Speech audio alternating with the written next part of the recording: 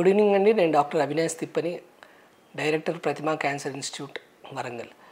So చాలామంది పేషెంట్స్కి operation అయిపోయిన తర్వాత చాలా అపోహలు ఉంటాయి. చాలామంది వచ్చి అడుగుతుంటారు, సార్ పేషెంట్కి ఆపరేషన్ అయినాక ఎలాంటి పత్యం చేయాలి? సో ఒక్కొక్క ప్లేస్లో రకరకాల పత్యాలు పేషెంట్తో చేయిస్తుంటారు.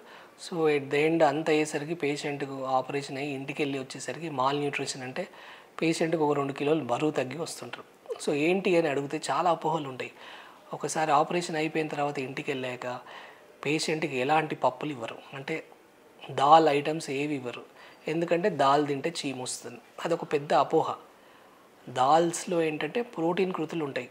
సో దయచేసి ఆపరేషన్ అయిపోయిన తర్వాత ఈ ప్రోటీన్ కృతులనే పేషెంట్ నుండి దూరం చేయకండి.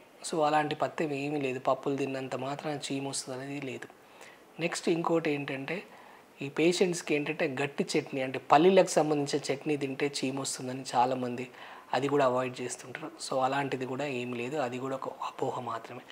నెక్స్ట్ ఏంటంటే ఆపరేషన్ అయిపోయిన తర్వాత చక్కెర ఎక్కువ తీసుకుంటే అది మానదని చెప్పేసి కొంతమంది పత్యాలు చేస్తుంటారు.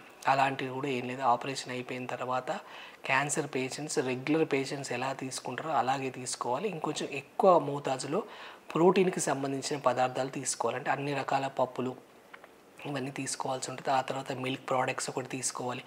అంతేకాకుండా ఫ్రెష్ ఫ్రూట్స్, వెజిటేబుల్స్ ఇవి బాగా తీసుకుంటే పోస్ట్ ఆపరేటివ్ అంటే ఆపరేషన్ అయిపోయిన తర్వాత హీలింగ్ మాండం అనేది బాగుంటుంది.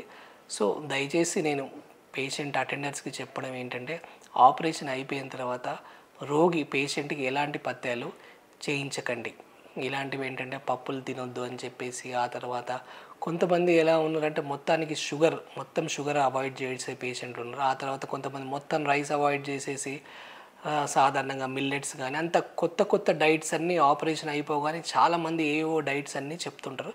సో నేను చెప్పేది ఏంటంటే రెగ్యులర్గా మీరు ఏ డైట్ తీసుకుంటారో అదే డైట్ తీసుకోండి, ఏం చేంజెస్ చేయకండి. So that is my opinion.